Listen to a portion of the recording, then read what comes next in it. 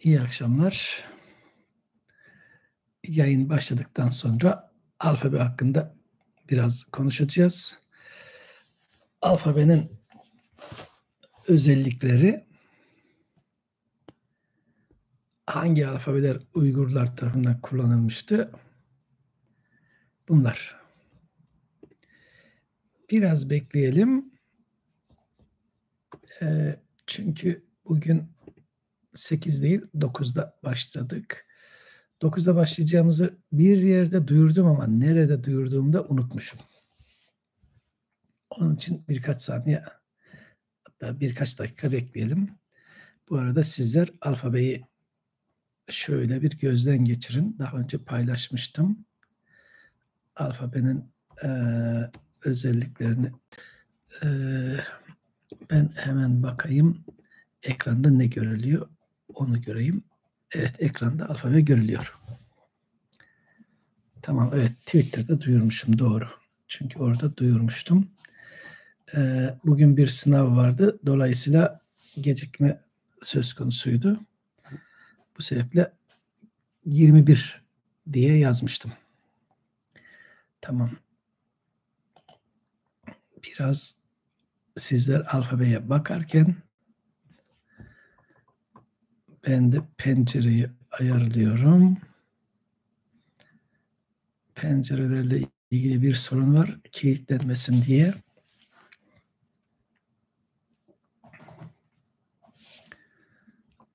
Bir de şurası var. Onları da başlatayım.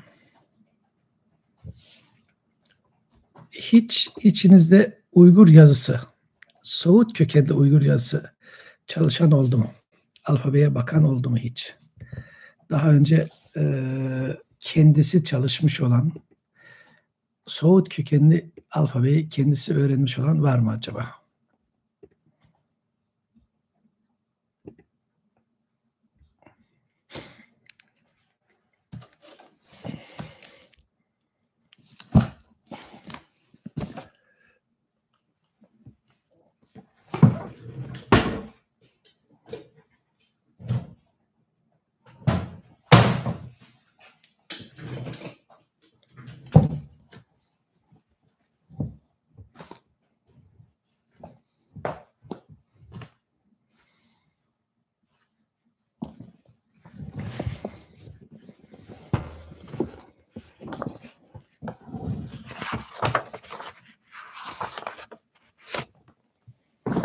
Bu Uygur yazısının Uygur harfli metinleri bulunduktan sonra şöyle bir avantajı vardı. Uygur yazısı o gün için canlı bir yazıydı, bilinen bir yazıydı. Öğrenilmesinde bir güçlük yoktu. Batı'daki tarihi bugünden geriye gidersek 200 yıla yakındır biliniyordu. Her şeyden önce o gün mevcut bir imparatorluğun resmi yazısıydı. Hangi imparatorluğun? Büyük bir imparatorluğun resmi yazısıydı.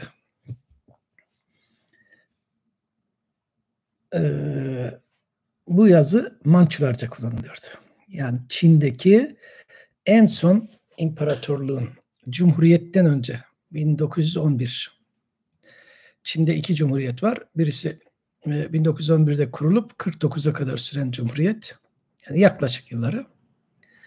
İşte o cumhuriyetten, yani Han Çinlilerin yönetiminden önce Mançuların kullandığı alfabe bir tür Uygur alfabesiydi. Onlar bu alfabeyi Moğollardan öğrenmişti. Moğollar da Uygurlardan öğrenmişti. Moğollar alfabe üzerinde çok büyük değişiklik yapmadılar. Şöyle ki, ayırt edici işaretler kullanmadılar. Bildiğimiz alfabelerden örnek vereyim. İranlılar ya da Farslar diyeyim, daha iyi uygun olacak. Arap alfabesini benimsedikten sonra bazı değişikliklerle kendi dillerindeki ünsüzleri daha rahat ayırt edebilir oldular. Cim'in altına 2 nokta daha koyarak çim, ç'yi yarattılar. Z'nin üstüne 2 nokta koyup j'yi yarattılar. Bunun gibi. Ya da B'nin altına 2 nokta daha koyup P'yi yarattılar. Çin'deki Moğollar bunu pek uygulamadılar. Harflerin karakterlerinde bazı değişiklikler oldu. Ama ayırt edici işaret kullanmadılar. P ile B'yi ayırt etmeye kalkmadılar. K ile G'yi ayırt etmeye kalkmadılar. Batı Moğolları, yani coğrafya olarak Batı Moğolları, Kalmuklar böyle bir alfabe kullandılar. Onlar ayırt edici işaretler ya da harfler kullandılar. İşte Mançular da bunu kullanmıştı. Uygurlar çok büyük değişiklik yapmadılar Soğut alfabesinde. Çok az değişiklik oldu. İşte Uygur yazısı olarak tanındı bu yazı. Şurada bir soru vardı, bakayım. Eski Uygurca için geliştirilmiş sanal bir klavye bulunmakta mı? Yok, bilmiyorum. Varsa da benim bir bilgim yok. Bir alfabe çalışması oldu Unicode için. Tamamlanmadı, sunmadılar. Şu gördüğünüz benim hazırladığım alfabe biraz daha geliştirilmesini Paris'teki EHES Üniversitesi'nde ders için kullanmıştım. Oraya koymuştum web sayfasına. Oradan alıp Unicode için kullanmışlar. Ama son durumunu bilmiyorum. Var olan alfabeler, çeşitli alfabeler var Uygurca için.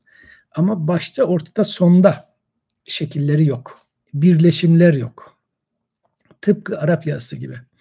Yani B'nin 3 ayrı şekli olmalı. Yalın şekli olmalı, başta şekli olmalı, ortada şekli olmalı, sonda şekli olmalı. İşte bunlar yapılmadı. Bunun için de bir Unicode sistemine uyarlanması gerekir bu alfabelerin. Bunu uyguladılar ama kullanıma sokmadılar herhalde. Yani klavye yetmez, sistem gerekli. Ama şimdi biz mevcut metinlerdeki alfabeyi öğrenelim. Benim işim sanal alfabeyle, fontla değil. Benim görevim bu değil. Bu teknik bir konu. Benim bilgimin ve yeteneğimin dışında. O zaman biz kendi işimize dönelim. Şuradan ben alfabeyi biraz büyüteyim. Neyi kastettiğimi de şöyle, şurayı da büyüteyim. Tamam. Sizin neyi gördüğünüzü bilmem gerekiyor. Burada bir Orusça bir yazı var. Onu okuyabilirim. Yani Çıtayı Poruski. Onu geçelim. Peki. En yukarıdan başlayalım. Burada neler yazdım? Başta, ortada, sonda. Ve çeviri yazı, çeviri harf. Çeviri yazı, önce çeviri harf nedir onu söyleyelim. Bir yazı türündeki harfi bir başka yazı türünde göstermek. Bunun anlamı şu.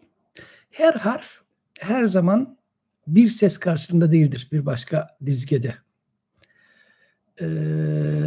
Arap yazısına dayalı Osmanlıcayı düşünelim. Kef harfinin bir tane karşılığı yoktur. Kef harfinin çeviri yazıda bir karşılığı vardır. K, ama çeviri yazıda ses setimde bir tane değildir. G de olabilir o. Osmanlıca'da. N de olabilir. Hatta bazı durumlarda V de olabilir. K, G, V, N. 4 karşılığı olabilir. Ya da Y harfi. Osmanlıca için söz konusu olunca I de olabilir, İ de olabilir, ünsüz Y de olabilir. İşte çeviri harf bir tanesine tekabül eder. Sadece bir işaret, yani Y. Çeviri yazı ise buna yazı çevrimi de deniyor, transliterasyon da deniyor. Birkaç karşılığını birden gösterir. Örneğin elif harfi Uygur yazısında ya A'yı gösterir ya E'yi gösterir. Ve bunu da transliterasyon, yani çeviri harfte böyle. Tek bir elifle gösteriyoruz. Bir tane elif varsa E'ye tekabül eder. 2 tane elif varsa A'ya tekabül eder Uygur yazısında. Şuraya gelelim. Bu 1 adet eliftir başta. Şu 2 adet eliftir. 2 adet elif A'yı gösterir. %99 2 adet elif A'yı gösterir. Bazı sözcükler vardır. Kalıplaşmış sözcükler. Uygurcanın kendi imlasına özgü sözcükler. A ile yazılır ama E ile okunur. Veya tam tersi, E ile yazılan az sayıda sözcük vardır. A okunur. Mesela amrak kelimesi, amrak, hoşlanılan, sevilen, hoş, emrak gibi yazılır. Tek elifle. Veya amtı Şimdi kelimesi emtı gibi yazılabilir veya arslan, erslan gibi yazılabilir. Yani tek elifle. İşte bu baştaki durumdur. İlk ses ise bu. Eğer elif A'yı göstermek için ilk ses olarak yazılırsa 2 adet yazılır. E için 1 adet. Ortada tek bir elif yeterlidir. Sonda yine tek bir elif yeterlidir. Bunlar yaygın yazmalardan alınmıştır. Bunların çoğunluğunu ben Friedrich Wilhelm Karl Müller'in çalışmasına göre hazırladım. Bakalım. Bu Uygurcanın aslında bir bilim dalı olarak özellikle Budist Uygur edebiyatının gelişmesine en büyük katkıyı sunmuş kişidir. Bugünkü kullandığımız sistemlerin çoğu onun sayesinde. İşte Müller'in bir tablosu vardı. 1919'da yayımlamış. Kurze Einführung in die Uygurische Schriftkunde. Ben buna kitabımda yer vermiştim.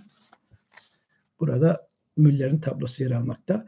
Hem Soğut yazısını hem ona dayalı Uygur yazısını ele almakta Müller.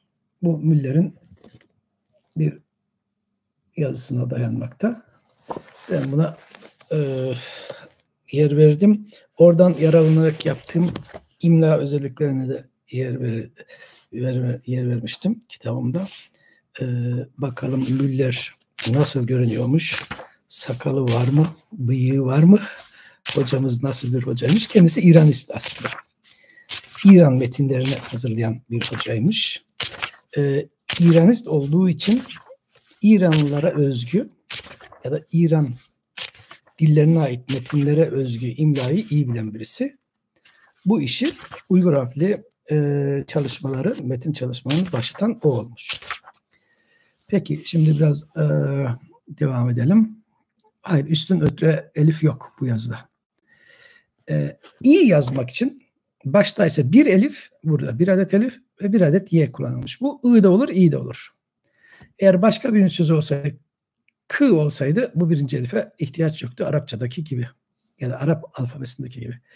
Ortada y bu şekilde, sonda bu şekilde. Bunu anlamak için, bir metni okumak için gözünüz alışacak. O metinde, ele aldığınız metinde karakterler nasıl işlenmiş? Bu şart. Şimdi burada ünlüleri bitireyim. Ondan sonra bir iki metin örneği vereyim. Ö yazmak için, O'ya gelelim. A, E'yi dedik, İ'yi dedik. Kapalı E. Kapalı E Uygur yazısında özel bir harfi yok. Ama I ya da İ gibi yazılan şekiller kapalı E'yi de gösterir. Yani temek, yani söylemek, demek kelimesi T ve Y ile yazılır.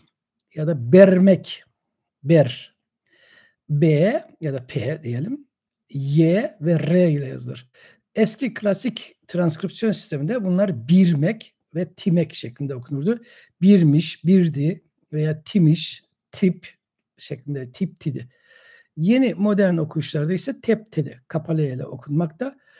Birkaç sebebi var. Her şeyden önce kapalı E'yi de ayırt eden bir Uygur yazı sistemi vardı. Bu yazı sisteminin adı Brahmi yazı sistemiydi. Bunu Anne-Marie von Gaben hocamız gramerinde göstermişti yıllar önce.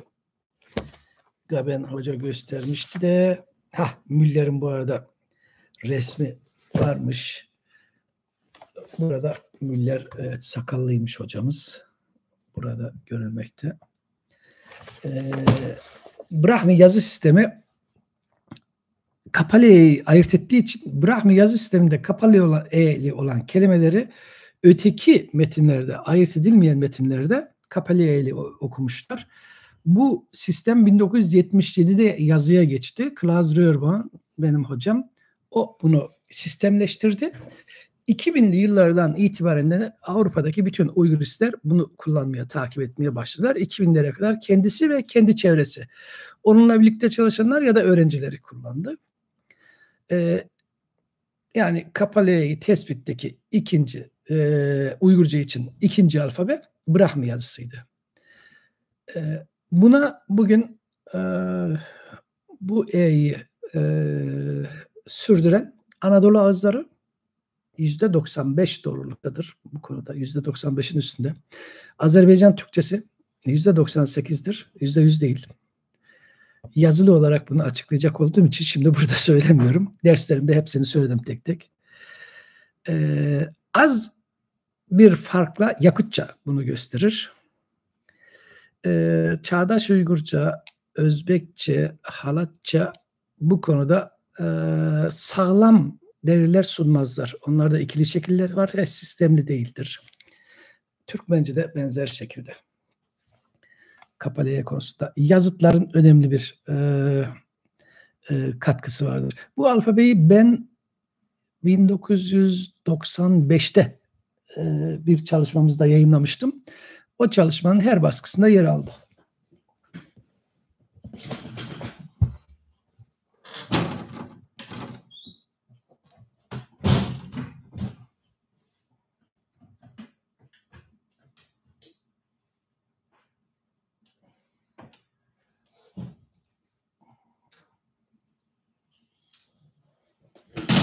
Şu an bulamıyorum. Türk Dilleri Giriş kitabının 2 dilli baskısı vardı. Fransızca baskısı. Orada kullanmıştım. Türkçe baskısında da o devamlı kullanıldı. Peki O'ya gelelim. Ünlüleri bitirelim. Çok söz harcamayıp. O aynı Arap yazısında olduğu gibi bir adet elif ve yanına konan vavladır. Bu O'dur ya da U'dur. Ortada tek bir vav, sonda tek bir vav. Ö ve Ü Arap yazısından farkı budur. Bir adet elif, bir adet vav en başta ilk sesse, bir adet de Y gereklidir. Ö ya da Ü böyle olur.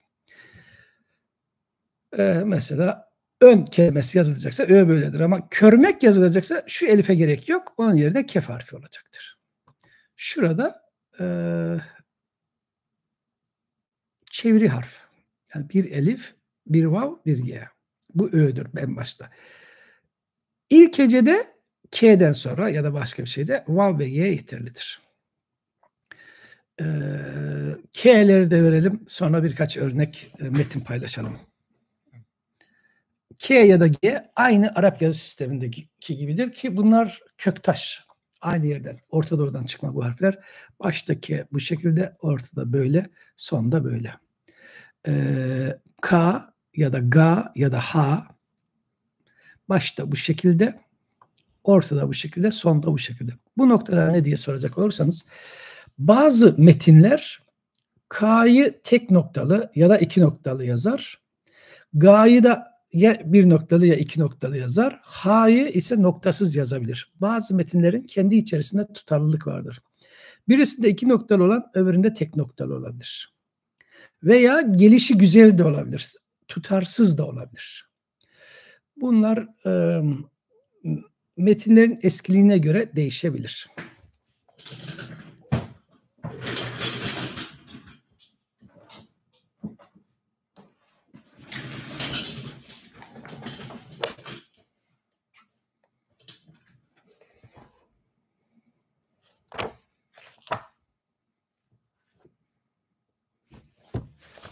Mesela bu eski bir metin. Michael Smith metni. Burada KG biraz daha tutarlıdır. Biraz daha tutarlıdır KG. Michael Smith metni. Daha tutarlıdır. Burada K'de kalalım. Biraz alfabeler hakkında başka metinlere bakalım. Paylaşımı durdurup yeni bir paylaşımda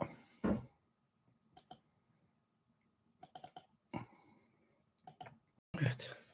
Şimdi burada altın yarık sudur. Uygurca ile ilgisi olan birçok insan bunu duymuştur. 700 sayfa civarında St. Petersburg'da saklanmakta, korunmakta olan bir yazma. Tabii ki bu çok sonraki dönemlerde istinsah edilmiş, Mançu dönemine kadar uzanan bir yazma. Asıl gerçek çevirisi Turfan bölgesinde ve onun karakteri daha başka. Turfan bölgesinde bulunan yazmaların karakteri çok daha farklı.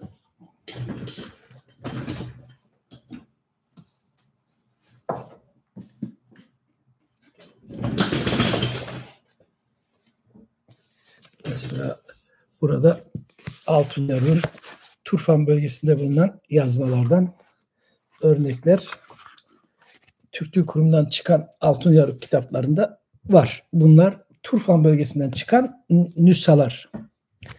Turfan bölgesindekiler hep fragman halinde, iyi korunamamış. Şu ise Dunhuang bölgesinde, Sarı Uygur bölgesinde, Sarı Uygurlara ait bir Budist tapınakta bulunmuş. Ne kadar önce? Neredeyse 115 yıl kadar önce. 110 yıldan fazla. Maluf bulmuş. Şu an gördüğümüz bu 1-2 sayfa ise tesadüf. İsveç'e giden birkaç sayfa. Bunun daha fazlası, daha iyisi, ya daha doğrusu bütünü St. Petersburg'da Yazmalar Enstitüsü'nde.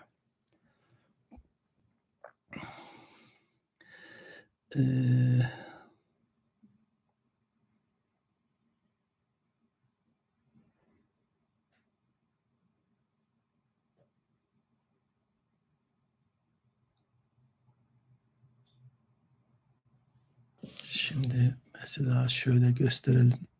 Şu başta görebiliyorsunuz sanırım. Her yazmanın karakteri farklı demiştim ya. Mesela bu bir elif. Bunun yanına vav konuyor. O ya da u oluyor. Buraya tekrar bir elif geliyor. Bunu söylemeyi unuttum. Arap yazısından farkı. Elif ile nun %100 aynıdır. Ayırt eden hiçbir işaret yoktur. Bazen nunun üzerine şöyle üste bir nokta koyarlar. O zaman nun olduğu anlaşılır. Konmazsa sizin birikiminize bağlı. Burası aslında 10. Elif ve vav yan yana o'yu gösterir. Bunun 10 oluyor. Bu dal yukarı doğru. Bu bir y. O zaman ne oldu? 10'du. Bu tekrar nun. Ondun. Ondun. Bunu ontun diye de okuyabiliriz. Hiçbir mahsuru yok. Ondun da okunur. Ontun da okunur.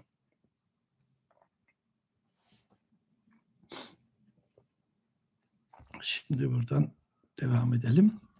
Ontun. Mesela ileride geleceğiz. İleride diyeyim, alfabenin bütünü bitince. Bu S harfi. S'nin baştaki şekli. Bu Y'nin ortadaki şekli. O zaman ne olur? S olur. Bu tekrar nun. Bu bir kef. Kef dediğim gibi K de olur, N de olur. Bu burada bir elif, bu burada bir R. Şimdi bunu ben sizlere yazarak göstereyim. Yazarak çalışalım bunu. Bizim metnimize gidelim. Daha doğrusu dosyamıza gidelim. Dosyamızda bunun ne olduğunu yazarak çalışalım.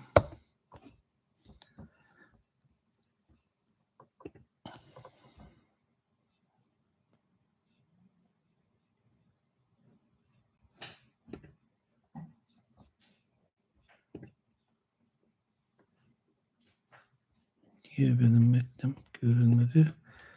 Şuradan şöyle paylaşım, pencere, Word metni niye görünmüyor? Ah, tamam.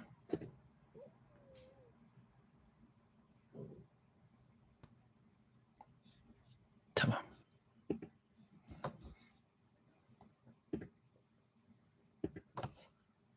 Bilgisayar Word'e geçince yavaşlıyor. Word'ü hiç sevmiyor. Şimdi buradan birlikte bakalım. Bu en başta elif demiştim. Bunu şöyle bir elif ile göstereceğiz. Yanındaki vav idi. O zaman bu böyle vav. Ve yanındaki nun. Dal, ye, nun. Bu neresi? Tam şu en baştaki şekil. Şöyle bakacak. Bu elif, bu vav, bu nun, bu dal, bu ye, bu tekrar nun. Burada şunu da vurgulamalıyım. Bunun nun olduğunu gösteren hiçbir ayırt edici işaret yok. Bunu da elif olarak transliterasyon yapabilirsiniz. Bunu ondun da okuyabilirsiniz, ontun da okuyabilirsiniz. Şimdi gelelim sonrasına. Bu S demiştim. Yanındaki Y, nun, kef, elif, elif ve re. Şu iki harfi tek ses okumamız gerekiyor. O iki harf hangisi oluyor? Şu ikisi. Sonra şurada bir kaf var. O kaf ve y. Hepsi birlikte ondın sınarkı. Ondın sınarkı.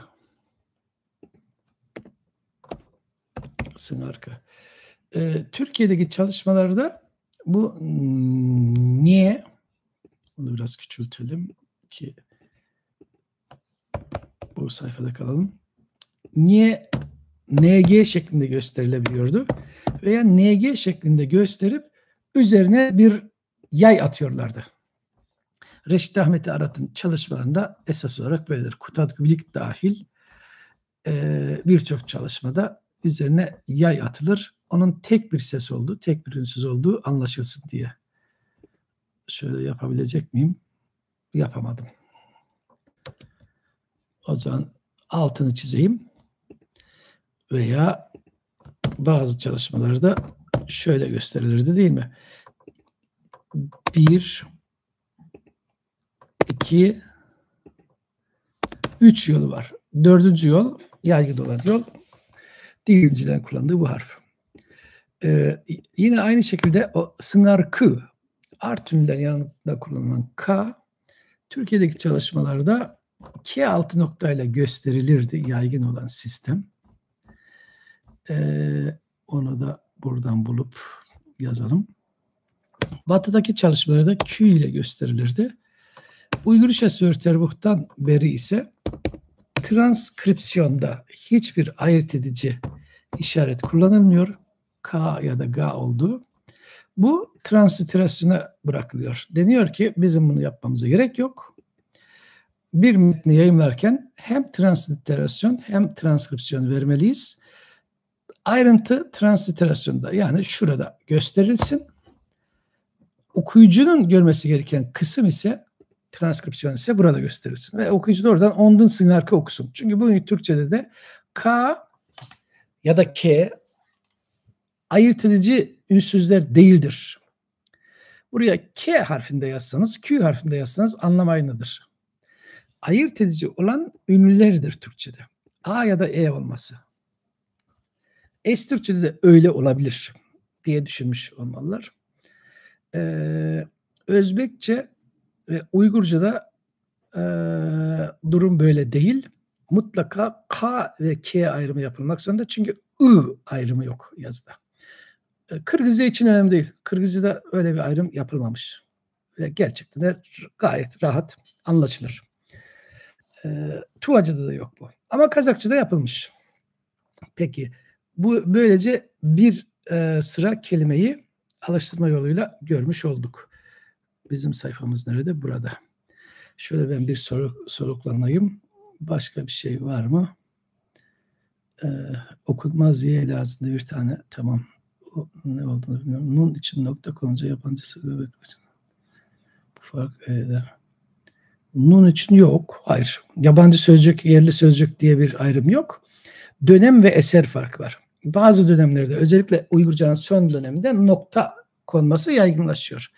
Başlangıçta nokta gibi bir ayrım yok. Şimdi buradan çıkıp başka bir veri paylaşalım.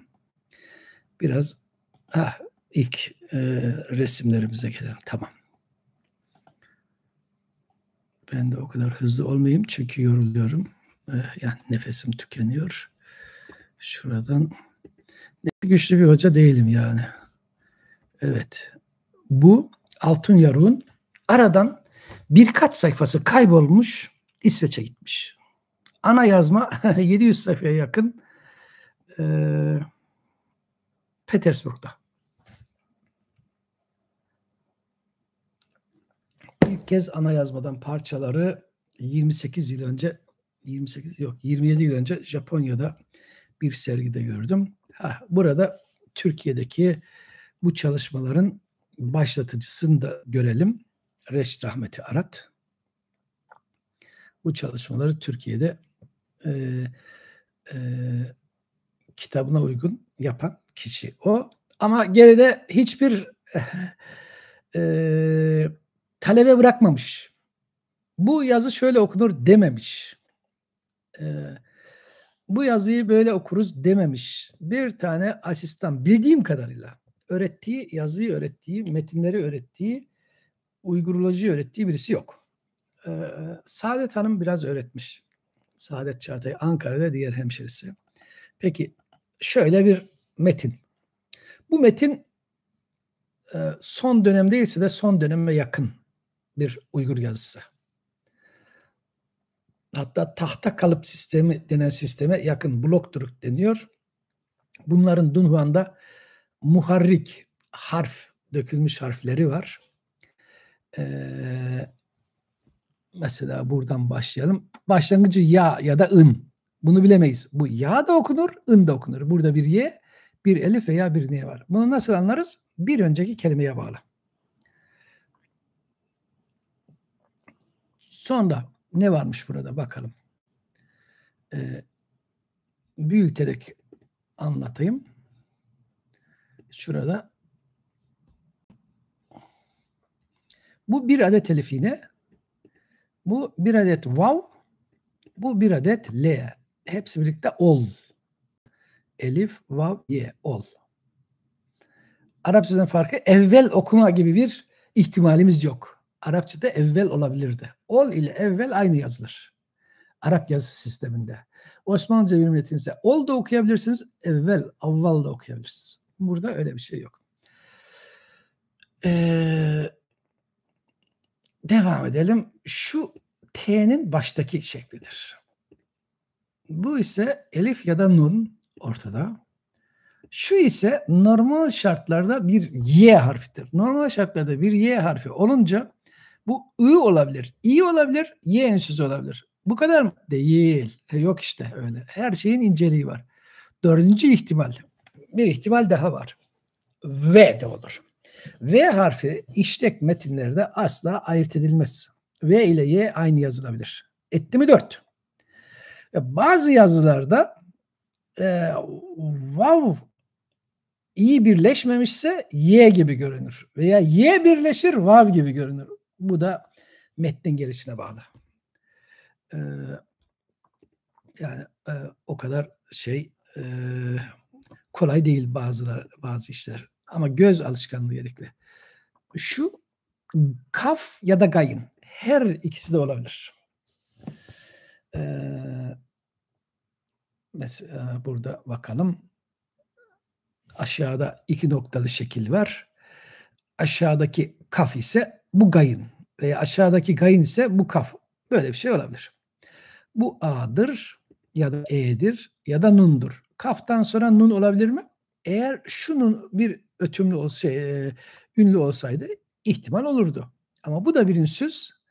O zaman bir ünsüz ile iki ünsüzün arasındaki elif ya da Nun sadece elif olur. A okunur. Bu Ç'dir. Ç'nin sonundaki hali. Hepsi birlikte tavgaç. Yazıtlarda tabgaç bodun diye okunan tabgaç var ya, işte bu tavgaç. Yani Çin.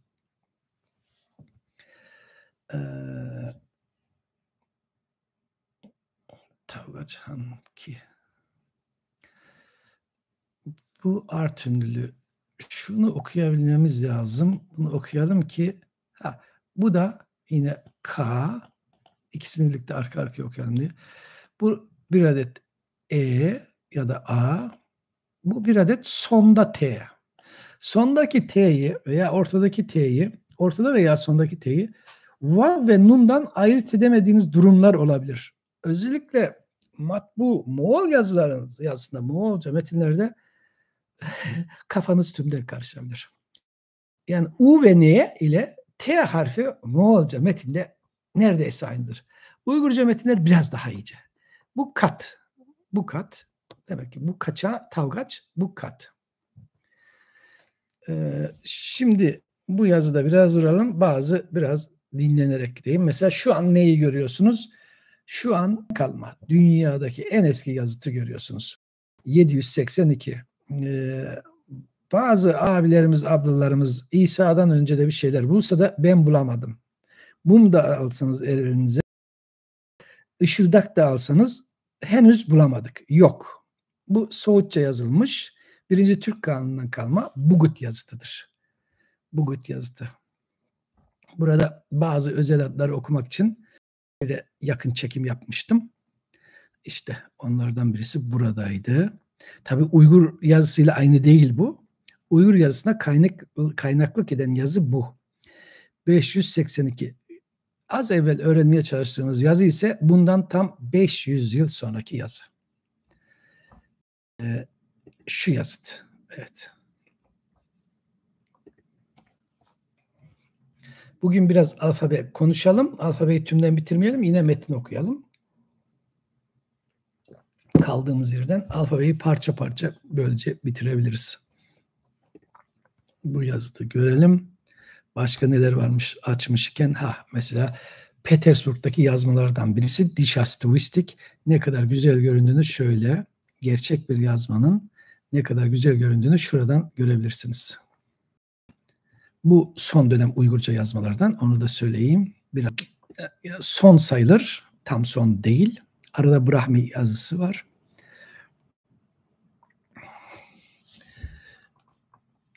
Deftercik, bir tür deftercik. Kutsal bölümleri kırmızıyla yazıyorlarmış. Bazı kutsal şeyleri yazıyorlarmış.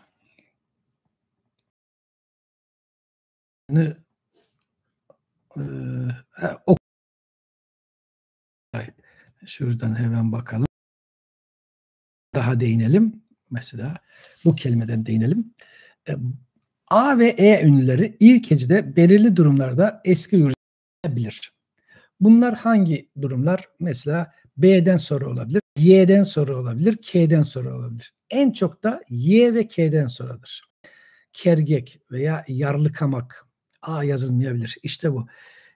Yarlıkadı, yarlıkadı. Buyurdu, lütfetti, şefkat gösterdi, emretti, her şey olabilir. Yarlıkadı. Bu bir adet Y, bu bir adet R. Bu da R'nin altına çentik atılarak L'ye dönüştürülmüş olan harf. Uygurların katkılarından. Bu bir adet Y ya da I. Bu bir adet K, 2 nokta. Bu bir adet A, bir dal ve sondaki yarlık adı. Şurası ise yazıtlarda yeme şeklinde okuduğumuz kelime. Burada ilk ünlüsü yok. Yime gibi yazılmıştır. Bu keş olabilir. Bilmiyorum. Yeme, keş, kes, kez, her şey olabilir. Çünkü tamam, şimdi anlaşıldı. Çünkü burada bir uluş var. Uluşta, ülkesinde. O halde bu yabancı bir sözcük olmalı. Keş ya da Kaş olmalı. Keş ya da Kaş bir şehir adı olmalı. Bu bizim Kaşgar şehri olabilir. Bunu ben düşünüp bakmadım. Öylesine açmıştım. Sözlüğüm yanımda ve kulağımda olsaydı, kayıp olduğu için sözlük, şu an bakamıyorum. Uygurca sözlük kayıp. Ben o zaman herhangi bir Uygurca sözlükten bakayım. Keşçe'de kaş ne var? Önce kaştan bakayım. Kaş. İnsan kaşı. Mücevher, yeşim. Bu anlamlarda geçmiş. Başka ne varmış bakalım.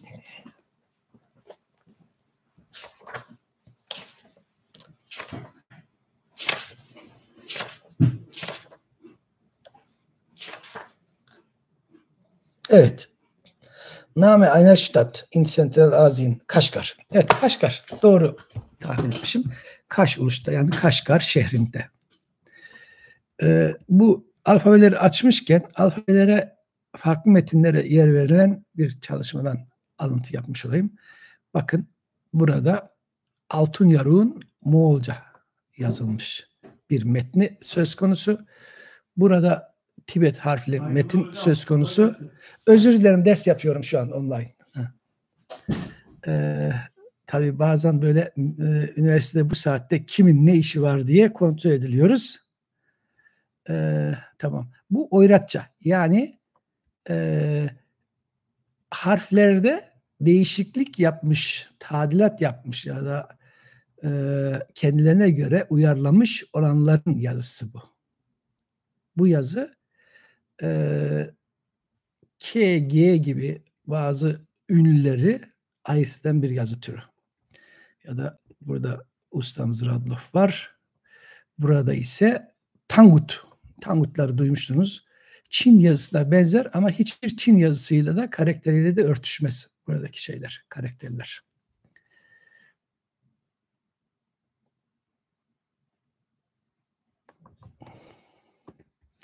Yok, Uygur yazısı Köktürk imlasını pek takip. Uygur yazısı esas olarak Soğut imlasına yakın bir imla takip. Ayrı yazılır. Bazı A, E'lerin ayrı yazılıp yazılmaması kendi içerisinde bir konu. Çok az işte. Karakeke'de A yazılmayabilir. Bu Tangutça. Resimli bir Tangutça metinmiş. Bu burada yine burada hemen bu metni de görelim. Altun Yaruk Sanskritçe bir Altun Yaruk. Bunların hepsi Petersburg'daymış. Galiba şu da Petersburg'daydı. Bu da bir duvar yazısı. Bunlar yayımlandı. Bakın Uygur yazısı. Resim ve yazı bir arada. Başka ne var? Evet. İşte böyle çok net yazılmış renkli şeyler var. Bunu Moğol usulü yukarıdan aşağı okuyabilirsiniz veya Türk usulü sağdan sola okuyabilirsiniz. Bu şekilde okuyabilirsiniz. Buradan okuyalım mesela. Bu az önce sınar derken geçmişti. Baştaki S harfi. Yanındaki ortadaki ortadaki vav şöyle ünlü için bu. V sesi için değil, ünlü için. V'nin biraz daha farklı şekli vardır. Y'ye benzer. O, U, Ö, Ü olacak mesela. Yanında Y olmadığı için büyük ihtimalle U ya da O. Bu bir dal, bu bir O, U, bu R. Hepsi birlikte sudur. Bu başta elif, E olur, A olur, N olur. Nide'nin N'si. Nasıl bunu ayırt edeceğiz? Kendisinden sonra bir ünlü, bir vav gelmiş. O zaman kendisinden sonra bir harf geldi. Bu U da olabilir, O da olabilir. Hepsi birlikte. Nu ya da No da olabilir. Şimdi de bu kısmı var. Şu da mim. Mimin sondaki şekli. Bu mimin sondaki şeklini Arapçadaki mime çok iyi benzetebilirsiniz. Şöyle bir yuvarlak ve alta gidiyor. Arapçadaki mim çekimini, sondaki mim çekimini düşünün. O zaman bu olur, nom ya da num olur. Bize ne gerekli? Nom gerekli. Niçin? Uygurca'da nom diye bir kelime var. Onom'un anlamı ne? Birinci esas anlamı öğreti, dharma, Sanskritçe dharma. Sonraki yıllarda kitap. Sudurnom o zaman öğreti. Sutra ve dharma. Burada ne varmış? Burası bizim kutsal aydın kişimiz, aydınlanmış kişi. Buddha yani Burkan veya Burhan. Buddha sözünün Uygurca'daki şekli. Şu kısım bur. Bu bur Çince veya Soğutça bu formuyla Çince, Kuzey Çincesi Türkler döneminin, Türk hanedanlığı döneminin Kuzey Çin diyaleklerinden birisi. Çünkü T sesi, Trabzon'un T'si o diyalekte R'ye dönmüş. Kan ise Han hükümdar anlamdaki kan. İkisi birlikte Burhan. Yani Buddha denen Hakan. Öyle herkes Buddha olamaz. Buddha olduysa demek ki o bir Hakan gibi. Bu evet güzel renkli bir yazı. Başka burada açmışken mesela bu ünlü Açbars hikayesinden yani Aç Kaplan hikayesinden bir parça. Duvar resimleri Dunhuan'da var bunlar. Bunları açmışken muharrik harflerden bahsetmiştim. İşte Uygur harfleri bunlar. Dunhuan'da müzede sergilenmekte. Bir kısmı Paris'te, bir kısmı şurada mesela bir yazılmakta. Tersten bir hece yazılmış kabartma olarak. Bunlar ne kadar kullanıldı, ne kadar yaygın bilemeyiz. Bir kısım var. İşte burada harfler. Bu rahmetli Yasin Aşuri hocamız. Yasin Aşuri hocamız Uygurcayı, diğer Çinli hocamız da Çince belgeleri ele almıştı. Bu Uygur matbaacılık sisteminde. Bu bildiğimiz matbaacılık gibi değil. O kadar da yaygın değil ve dünyada da ilk değil. Elbette ki etkilendikleri de Çinliler. Hiç öyle sosyal medyada yazıldığı gibi bir şey söz konusu değil. Komşularından öğrenmişler bunları. Başka açmışken buradan evet, Altın Yarık'tan bir parça yine buradaymış. O kitabın içerisinde hoca yer vermiş. Yasin Hoca. Açmışken deneyeceğim. Yine Yasin Hoca'nın kitabındandı bu. Orada da çok güzel bir şekilde bunlar gösterilmiş. Ben buradan almadım tabii. Benim çalışmam 1995. Ben en çok şeyden almıştım. Lecoq'tan. Hocamızın çalışması 2000 yıllarında mı 2001 yıllarında mı ne yayınlanmıştı. Ama kaynaklarımız benzer. Lecoq. Yani daha hoca demiş başta, ortada ve sonda diye. Başka burayı açmışken değineceğim bir şey var mı? Yine hocanın yer verdiği alfabeden bir parça. Biz şimdi tekrar kendi alfabemize dönebiliriz. Şurada bir adet yazma vardı. Bu kadar açmışken Hoastaft'in Petersburg'daki rulo. Su görülüyor değil mi? Buradan mesela çok güzel okunur. Bu rulodan çok güzel çalışılır. Ticari işlerde damga olarak kullanılıyormuş. Hangi ticari işlerde bilemedim. O kadar ayrıntıyı bilmiyorum tabii. Muharrik harfler mi, Uygur harfler mi? Onu bilmiyorum. O konuda fazla elimde belge bilgi yok. Peki bakalım. Baştaki B ya da P harfi. Ucuzlu B ile fark yoktur. Onu söyleyeyim. Yani bir tane B harfi vardır veya bir tane P harfi vardır. Transliterasyonda P ile gösterilir. Onu yorumlamak bize ait. Hemen yanında bir Y harfi ve bunu bis okuyabiliriz, pis okuyabiliriz, bıs okuyabiliriz, pıs okuyabiliriz, biş de okuyabiliriz, piş de okuyabiliriz. Ama ne? O zaman bir adet Word açalım. Orada çalışalım beraber. Bir adet Word açıp orada bunu nasıl okuyacağımızı çalışalım.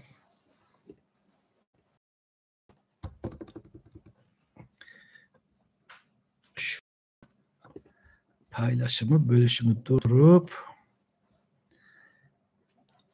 kabartma harfler mi? Damga olarak mı? Bilmiyorum.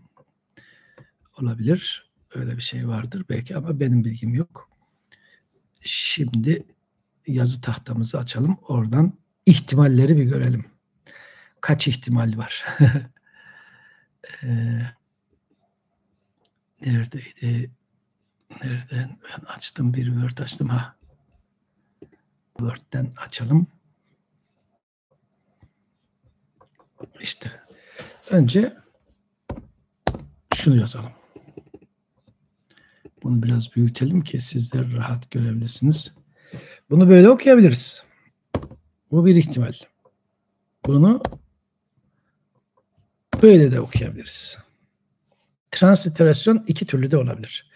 Yani iki tane transliterasyon yapabiliriz. Bazı yazmalarda S ve Ş ayırt edilebiliyor. Bakayım sizler rahat görüyor musunuz? Evet, iyi, rahat görüyormuşsunuz. Bazı yazmalarda S ve Ş ayırt edilebilen harfler. Şimdi bunu yorumlamamız var. Yorum nedir? Transkripsiyon. Bunu pis okuyabilirsiniz. İhtimaller. Piş okuyabilirsiniz. Pıs okuyabilirsiniz. Başka? Kış okuyabilirsiniz. Bunların hepsi mümkün. Başka? B ile bis okuyabilirsiniz. Biş okuyabilirsiniz. Bıs okuyabilirsiniz. Bış okuyabilirsiniz. Öyle mi? Değil.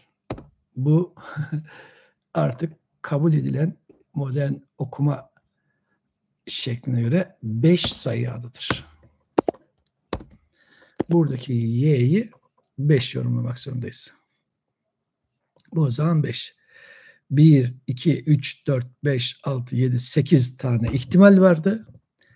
1970'lere kadar da bunlar tercih ediliyordu. Ama Klaus Röhrbohn'un önerisiyle kapalı Y'li 5 okunmaya başlandı. Tabii Röhrbohn dışında da kapalı Y okumaya başlayanlar vardı. Bir dakika hemen bir kontrol edeyim.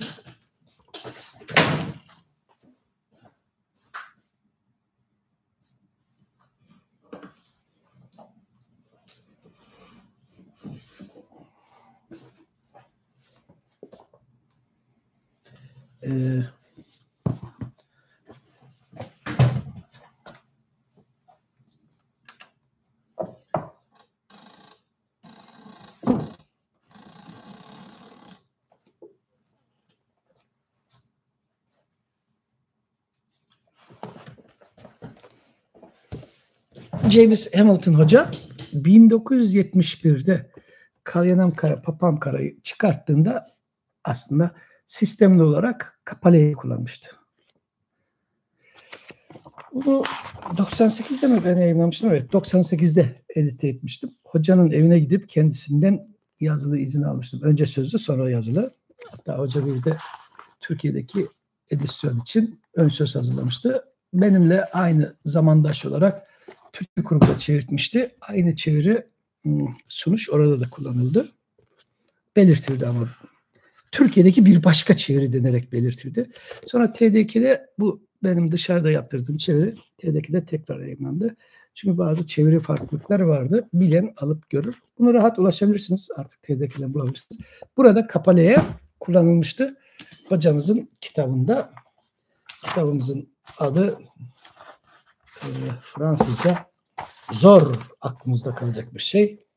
Yani benim en azından Fransızca bilmeyen birisi olarak Le Conte de Boudic diye sırf bu kitabı almak için 1 saat yere yürüdüm. Bilmediğim bir şehir olduğu için Paris'te 30 yıl önce. Hocanın evinden sonra. Geleceğimiz nokta. Demek ki Kapalı'ya 1971, 71'de Fransızcası, 71'de kullanılmış. Hoca Kapalı'yı kullanmıştı. Şimdi bunu niye burada durup verdik? Şeyi görelim diye. Bir kelime ne şekilde okunabilir? Biş için. Bu paylaşımı kapatıp tekrar az önceki yazmamıza dönelim. Nasıl gidiyorum? Buraya gelip şöyle geldik. Evet. 5. Burada bir T, bir vav, bir Y var, bir R var, L var, vav var ve K var. Yazmadan değişebilir. 5 törlük veya 5 türlük. Bu da ayrı bir konu. Lük mü okunacak, törlük mü? Bunu Brahmi harfli metinlerdeki 1-2 şekilden dolayı daha önce Gießen ekolü deyip benim hocam başladı. Göttingen'de devam etti. Berlin'de benzer anlaşılık okudular. Uygurlar bunu törlük diyordu, törlük yazıyordu. Manası çeşitli, türlü. Ama şu anda Ö ile tek bir bilmiyorum. Kendimce, kendi kararımca bir öğrenci farklı düşündüklerimi 30 yılı geçti. 33-34 yıl oldu. Bir tanıtmada yazdım. Benden önce benzer düşünceleri bu size kalmış. Burası 5 türlük. 5 türlük. Şimdi şuraya bakalım. Tabii bu 5 türlük okuduğumuzda iş ortaya çıkacak. Bir T var, bir Y var, bir nun ya da elif var, bir L var, bir kaf var. L, lambda, ve kaf arasında hiçbir harf yok. Ha, o zaman bir iş daha var. Bazen eklerde de ünlü yazılmayabiliyormuş. Bunun bütünü tınlık veya tınlağ okunabilir. Bazı yazmalarda aleni tınlağ diye de yazılıyormuş. Şuradaki bakın G çok net noktasızmış, gama. Şu ise datif, duruma göre lokatif ekidir. Yani yaklaşma EA hali. 2 noktayla yazılmış. Tınlıka. Tınlıka. 5 türlük tınlıka. O zaman demek ki 5 türlü canlı varmış. Tınlık canlı kelimesi. Bu yazmayı da görmüş olduk. Başka bu sayfayı açmışken değineceğim bir şey var mı? Bu belgeleri, evet, şuradan üzücü bir şeyi görelim. Şu gördüğünüz resim sizin hiçbirinizin neredeyse yaşı yetişmezdi. 25 yıl önce Taliban burayı bombaladı. Kafir işi deyip bunu yıktı. Şu gördüğünüz bu da heykeli kabartması Bamiyan'da yok edildi. Başka açmışken değineceğimiz bir şey var mıydı burada? İşte hocalarımız burada. O ilk Alman Turfan seferlerine katılan hocalarımızın resimleri.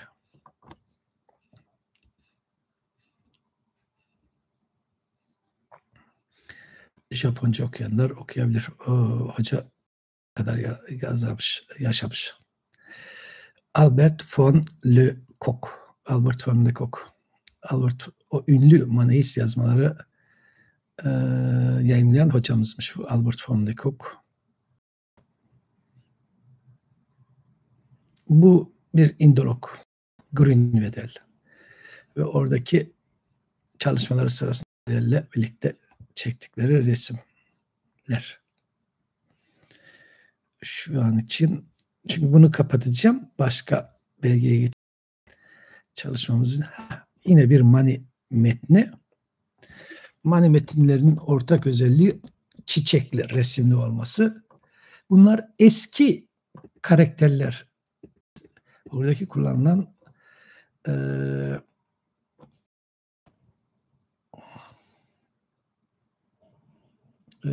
Uygur yazısı eski karakterler. Buraya birlikte bakalım. Sonra tek tek. Burada tek başta T harfi, T harfi, sin harfi, elif harfi, R harfi. Tutsar. Bu tutsar olabilir. Totsar olabilir. Bu tutsar, o ikinci T'yi D yerinde kullanabiliyorlar okuyup. Yani doyar ise doyunca, doyar ise denebilir. Tutsar okununca tutunca, tutarsa, tutup gibi. Burada T, R, U ya da Ü. Tertrü. Yazılmamış. Yani yanlış, ters demek. Zıt demek. Bu T, bu Ü ya da Ö, T, vav, Y. Bu R, törü. Bunu törü okuyabilirsiniz, töre okuyabilirsiniz, türü okuyabilirsiniz. Şu anki okuyuşumuz töre. Burada ikinci hecede Ö olduğunu, bu E'ye dönüşmüş, töre olmuş. Bizim dilimizde de töre olması için, evet. Bir O, U harfi var. Bu harfin diğer O, U harfinden bir farkı var mı? Tabloda. Hangi işte demiştim ya, bazı şeyler değişebiliyor. Bunlar Mani rahipleri. Alfabe tablosuna döneyim. Neredeydi tablomuz? Tabloyu bulayım. Tablodan devam. Bu defa bugün ara vermeyeceğim. Çünkü ara verdikten sonra kopuyor. Teneffüs yapınca başlamıyor. Tamam. Kaldığımız yerden devam edelim. Kef harfini görmüştük. Y harfi. Bu baştaki Y. Burada kesin. Bu ya Y'dir, duruma göre V'dir. Ama I değildir bu artık. Çünkü I olabilmesi için bundan önce bir elif olması gerekir. Şu ortada Y, I olabilir, I olabilir, Y olabilir, V olabilir. Hepsi olabilir. Bu da sonda Y. R başta böyle bir şey. R ile Uygurca bir metinde R ile kelime esasen yoktur. Soğutça, Çince veya Sanskritçe kelimeler R iledir. Bunların da başına Çince'den R'li şu an düşünüyorum. O dönem Çincesinden var mı? O dönem Çincesinden R'li kelime şu an hatırlamıyorum. Bakmam lazım. Ama Soğutça ve özellikle Sanskritçe'den çok. İlk dönem Uygurca eserlerde de başına bir E ya da A eklenerek var. R'lerden önce bir A ya da E ekleniyor. İşte en ünlü kelime Ratna kelimesidir. Başına E eklenir, Erdini olur Uygurca'da. Çoğunuzun bildiği oruç, roç gibi. Başta R, ortada R, sonda R. Bu L de Uygurca'da başta bulunmaz. Sanskritçe kelimeler ile Çince kelimeler de çoktur. Ortada, sonda. Bu T harfi bugün birkaç kez gördük. Bu da T, bu da T. Bu D başta, ortada, sonda. Türkçe kelimelerde bu başta D yok. Sanskritçe kelimelerde var. Orta dönem ve özellikle son dönem Uygurca metinlerde T'nin yerine D, D'nin yerine de T yazıldığı çok olur. Ben tek tek bunların alıştırmasını yapmıyorum. Daha çok metin okuyarak gidelim diyorum. Bu sebeple hızlı bir şekilde ben metin alfabeyi bitireyim. İhtiyaç halinde onları geriye dönüp açıklayabilirim. Az kalmış. Bu Ç harfi. Ç bu şekilde. C esas olarak yok diye düşünüyoruz. Sanskritçeden gelen kelimeler Ç olmuş diye düşünüyoruz. Son dönem Uygurcasında bir iki tane Farsça, Arapça kelime var. Onlar da Ç diye düşünüyorum. Mesela can kelimesi çan diye var. Ya da caluka, çaluk, sülük kelimesi Ç ile var. Sanskritçeden gelen. Onları Ç'li yorumluyoruz. S söylemiştim. Hiç ayırt edilmez. S başta, ortada, sonda. Bazı metinlerde Ş biraz daha şişmancadır. Burada yok. Bazı metinlerde şöyle göstereyim. Şuradan alayım, ödünç alayım. Şöyle yapayım. Hoppa. Tif olarak çoğalt. Hoppa. Niye kayboldu? Değişikliği geri al.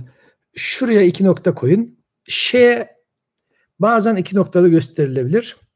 %100 mü? Değil. %90 ama. %90 eğer 2 nokta varsa Ş'dir. %90. Bu N harfi yukarıdaki elifle aynıydı. Başta, ortada, sonda. Şu özel bir harf değil. Bunu ben elimle yaptım. Nun ve kef birleşmiş NG yerine. B, P aynı demiştim. Burada B başta, ortada, sonda. V demiştim ya işte Y ile çok benzer diye. Tabii çok benzer ama aynı değil. Nerede V'miz? Bakın bu Y, burada V. Çok fark yok. Kullandığım karakter de böyleymiş. Ama üstten biraz yukarı çıkıp sola doğru döndüğü şekilleri de var.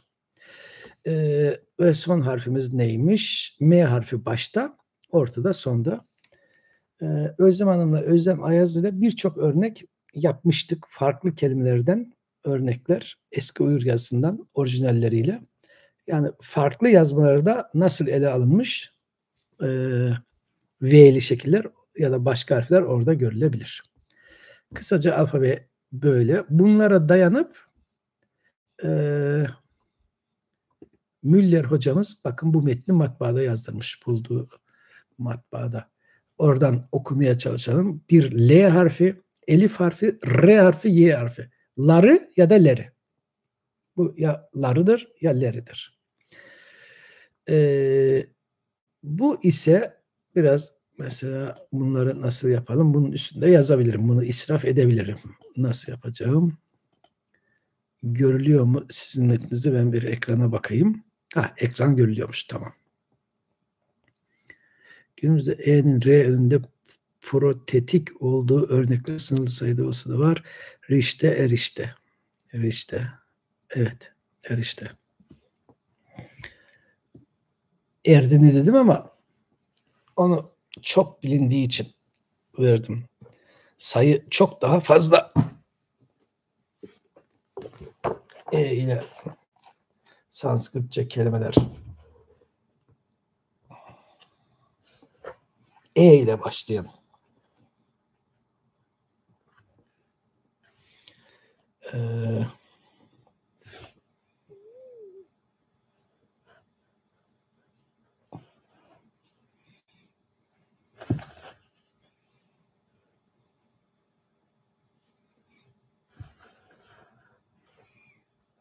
Ha.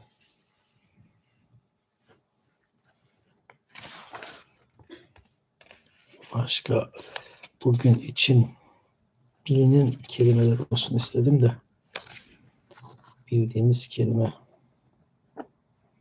bildiğimiz bir kelime olsun istedim.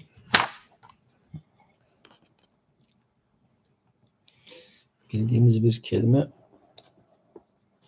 şu an bulamadım.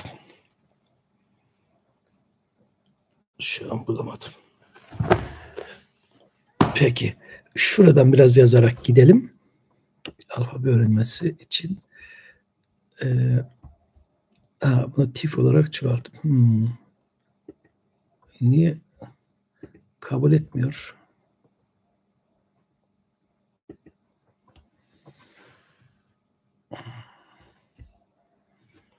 Önce bir resim çekeyim. Bu çektiğimiz resmi ben paylaşayım o zaman. Yaptığım kaydı kabul etmemiş bilgisayar. Teknik olarak uygun değilmiş yazmaya.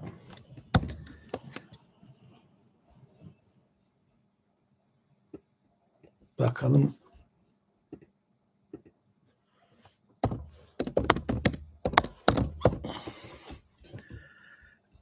Bu örnek metni bulursam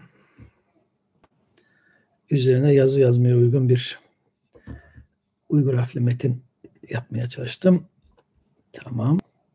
Ekran resmiyle bakalım siz görüyor musunuz? Görüyorsunuz. Bunun üzerine yazabileceğim izin verecek. Teknolojimiz evet verdi bile. Bunu biraz daha büyütelim ki rahat okuyabilirsiniz. Bunlar matbaada dizilmiş Uygur harfleri. Birincisi E harfi. İkincisi T harfi. Üçüncüsü tekrar E harfi. Dördüncüsü Vav harfi. Beşincisi Y harfi. Altıncısı Z olması gerekiyor. Z ile N biraz sonda benzeyebilir. Şöyle buna baktığımızda Uygurlar burada ne demişler? Et ve öz. Niye özü ayrı yazdım? İçeride eğer ilk ses ö, ü değilse kelime içerisinde köl, kül gibi bir şeyse şu elife gerek yoktur. Ama iki tane kelimeyi birleştirmişler. Et, bildiğimiz et. Şu bizdeki pahalı olan alamadığımız sığır etindeki et. Bu da öz, can, nefes anlamda. İkisi birlikte et öz, et öz. Bunu başlangıç döneminde Uygurca metinlerde iki kelime olduğunu anlaşılsın diye araştırmacılar et öz deyip ortaya ayraç apostrof koyarak yayınlamışlardı. Bu olması da olur. Bu vücut demek. Et öz. Var mı burada bir şey? Yok. Ayberk bir itirazı yoksa demek ki bir şey yok. Devam ediyoruz. Şu baştaki ları vardı ya. Bakın aynısı burada tekrar var. Şimdi bu ları mı leri mi? Nasıl bileceğiz? İşte burada etöz ise o zaman leri, etözleri. Çünkü artlık önlük uyumu var. O zaman etözleri. L, elif, R, Y. Bu bir B harfi ya da P harfi. Bir elif harfi, R harfi, çim ve elif. Bunu parça da okuyabilirsiniz, barça da okuyabilirsiniz. Modern Türkçe olsaydı parça okurduk. Bölük pörçük anlamda parça. Ama bu eski Türkçe barça. Bar yani var, mevcut kelimesine getirilen ekvatif. Eşitlik eki varca. Varca anlamı ise bütün, hep demek. Bu arada saate bakalım. Ben geç kalmayayım. Yarın sabah erkenden dersim var. Gidip yetiştirmem gereken işler de var. Barça.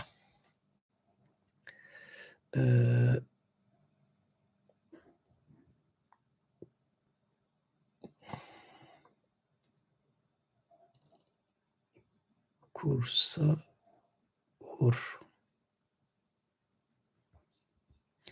Ötözleri barça. Kursayur gibi bir kelime. Kursayur ya da korsayur. Kursayur ya da korsayur. Buna bakmam gerekir. Bakalım. Yanlış da yazılmış olabilir. Kurşamak da olabilir. Kurşamak, kurşabak. Kursabayı hatırlamıyorum. Kurşamak olabilir.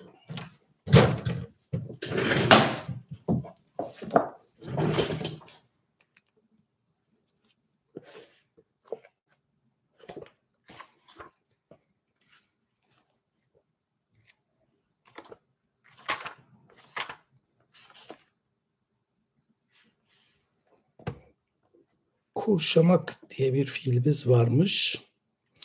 Kurşamak, evirmek, çevirmek, kucaklamak, o anlamlarda gelen bir fiil.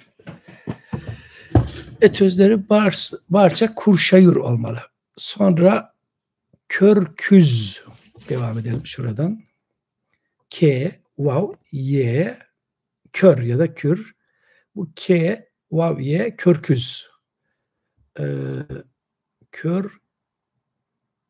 Küz mü? Bakalım.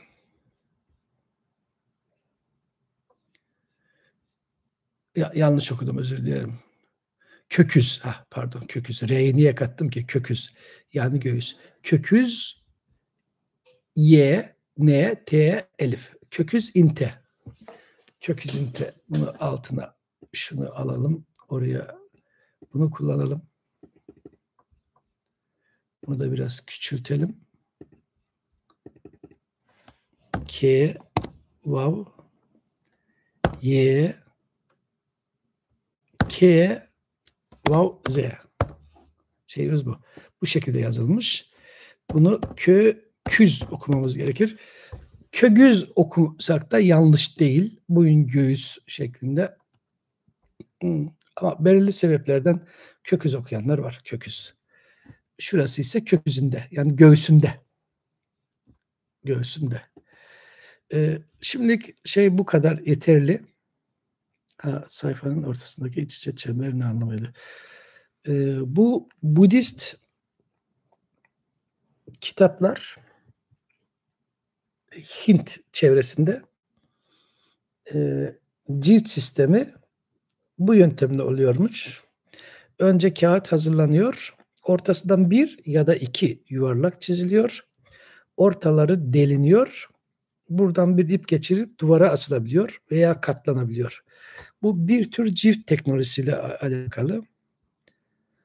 Buna Gaben Hoca poti deliği demiş de onun ne olduğunu bulan olmamış. Poti formunda demiş hocamız.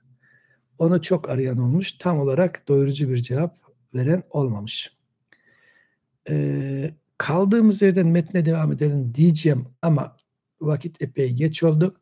Gelecek ders daha çok metin okuyup transkripsiyon da yaparız. Sizler de buna çalışabilirsiniz. Sorularınız olursa bu metin üzerinden gidebiliriz. Başka metinleri de ben teknoloji yeni öğreniyorum. Buraya ekleyebiliyormuşum. Eğer siz kayıtlıysanız herhalde size haber geliyordur. Eklediğim metinden haberiniz oluyordur. Çünkü daha en az 5 ayrı evrak var düzenlemem gereken bu gece. Bir sorunuz varsa daha 2-3 dakika daha duracağım. Sorularınız varsa.